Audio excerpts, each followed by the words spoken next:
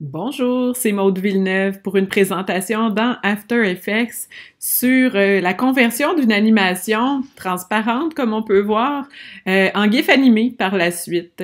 Ici, vous pouvez voir, je me suis fait une petite anime là, très simple là, avec de la typo puis une caméra, tout simplement dans After Effects. J'ai volontairement mis des effets de transparence, comme on peut voir ici via le damier de transparence.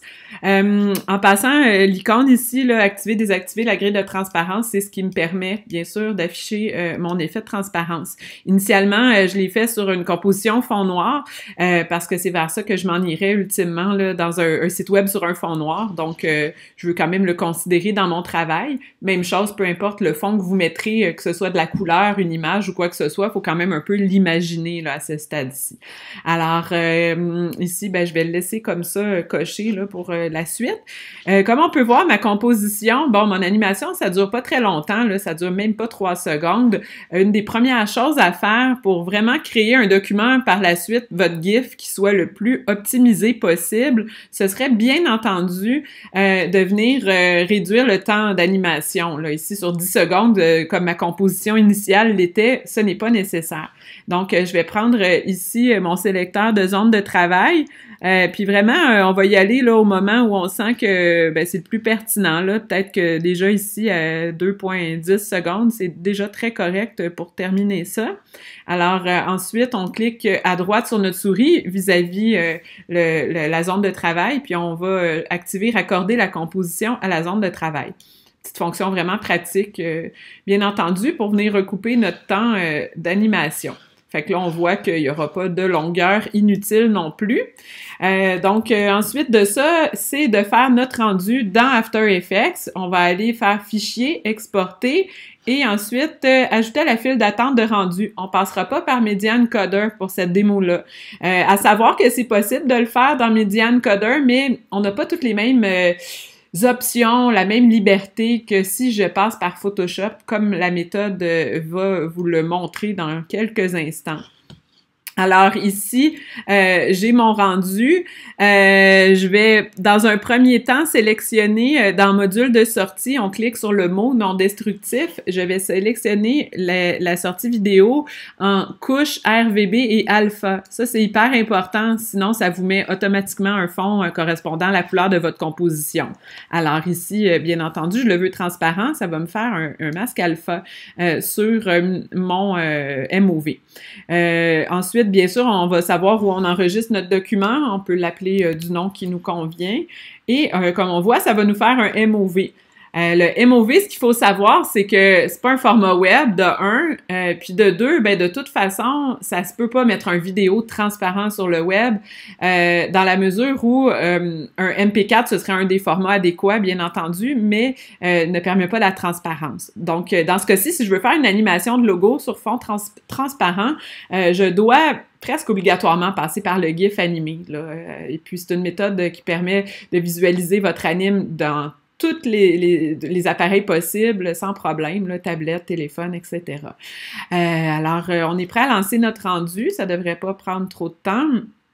Et puis, à savoir qu'un MOV transparent, vous pourriez quand même le rentrer dans After Effects, puis le superposer, puis il conserverait sa transparence. Ça peut rester une application voulue, là. Je peux vous le montrer rapidement, là. On va le voir, je le glisse, là, ce que je viens de générer comme MOV.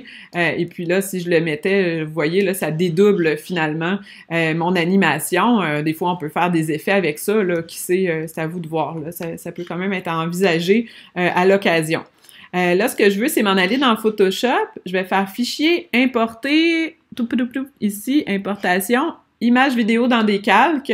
Alors ici, je vais aller chercher le MOV que je me suis créé. On peut constater que c'est un document de 26 MB quand même. Et 1920 par 1080, c'était mon format de composition. Peut-être un peu gros aussi pour le web, c'est peut-être pas nécessaire. On va en rediscuter dans un instant. La fenêtre d'importation, on va toucher à rien. Pour l'instant, on ira modifier ça nous-mêmes plus tard. Une chose qui peut être à essayer des fois quand votre document il est trop lourd, vous pouvez toujours tester, limiter à toutes les 2 images, là. Ça limiterait finalement le nombre d'images à l'intérieur d'une seconde. À voir. Là, je vais le laisser tel quel pour l'instant. et ça va m'ouvrir dans mon document Photoshop. Dans le fond, pour chaque image, un calque, là. Fait que finalement, j'ai 70 calques correspondant à peu près là, une image par 29,97 images par seconde. Là. Alors, petit calcul pour comprendre qu'est-ce que ça fait. Ici, j'ai mon panneau montage qui était affiché automatiquement. Ça se peut que vous ne l'ayez pas, vous autres. Alors, on va aller le chercher dans Fenêtre, Montage. Et puis, ce panneau-là, j'irai pas dans le gros détail pour l'instant, mais si je fais juste cliquer sur Play pour commencer, mais vous allez pouvoir quand même visualiser votre animation là, sur fond transparent, qu'est-ce que ça donne. Si je voulais ajouter quelque chose dans cette animation-là, c'est sûr que là, ça serait image par image, mais rien n'est impossible, c'est dans Photoshop. Faites des tests, vous pouvez toujours, comme vous voyez, là, quand même faire en sorte que vous pourriez continuer votre création, même dans Photoshop. Là. Ça reste un outil assez cool quand même, le panneau montage dans Photoshop.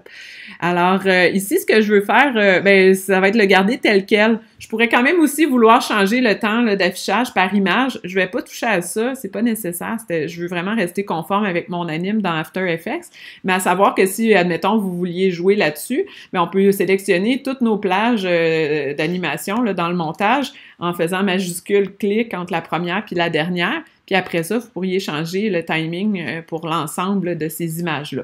On n'y touchera pas pour l'instant. Là, ce que je veux, c'est enregistrer pour le web. On va aller dans Fichier, Exportation, enregistrer pour le web.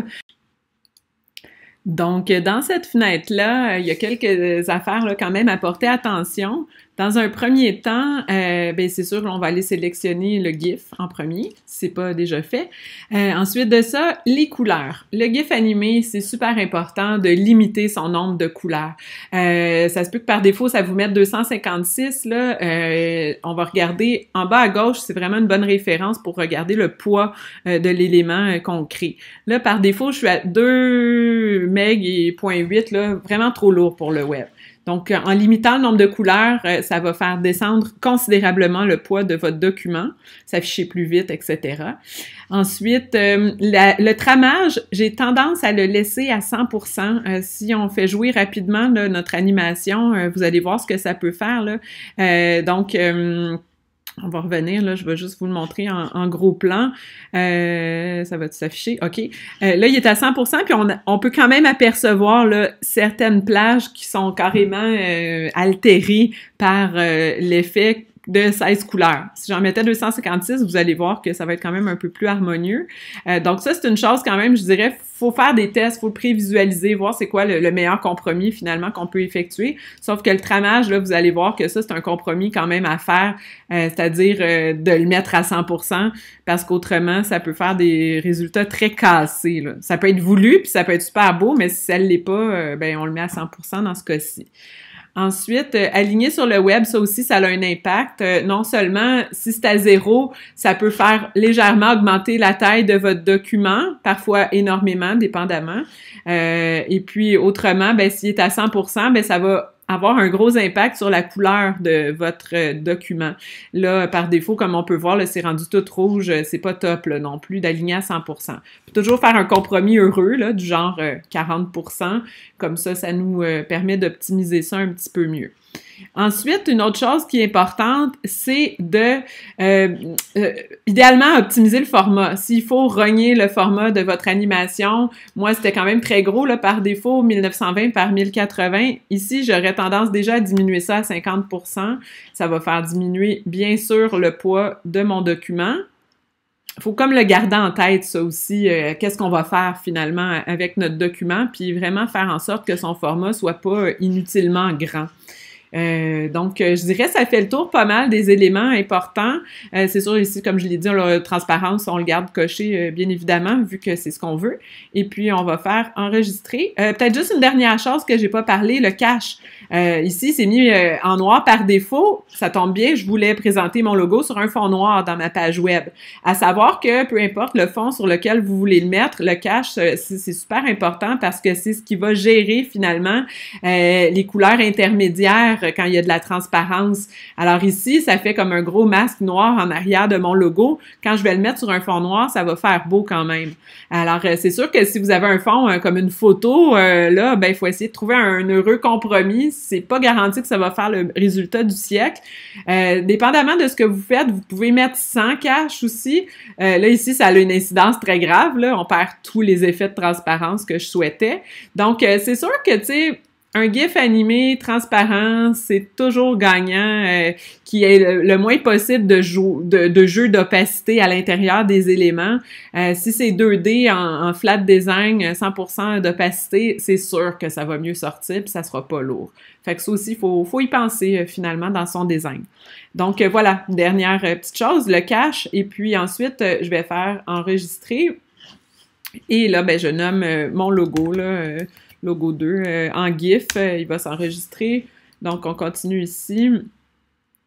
Si cet avertissement-là, il arrive, des fois, c'est juste à cause du nom de votre dossier, là, comme c'était mon cas. Alors ici, on s'en va voir dans le dossier ce que ça m'a donné. Ben là, voici mon petit logo transparent. Il joue dans son timing prévu. Puis ici, comme on peut voir, effectivement, là, une fois qu'on l'intègre à une page web sur un fond, ben c'est ça, là, notre effet de transparence est très valable, très correct. Et puis surtout, ça se passe vite, hein, comme on peut imaginer. Donc, tantôt, ce qui était pas si beau, là, si harmonieux en termes de transparence, de tramage, tout ça, franchement, là, ça a quand même, ça a bien de l'impact, puis c'est bien correct, même quand on y va pratiquement plein écran. Donc, voici. Je vous remercie de votre attention et à la prochaine!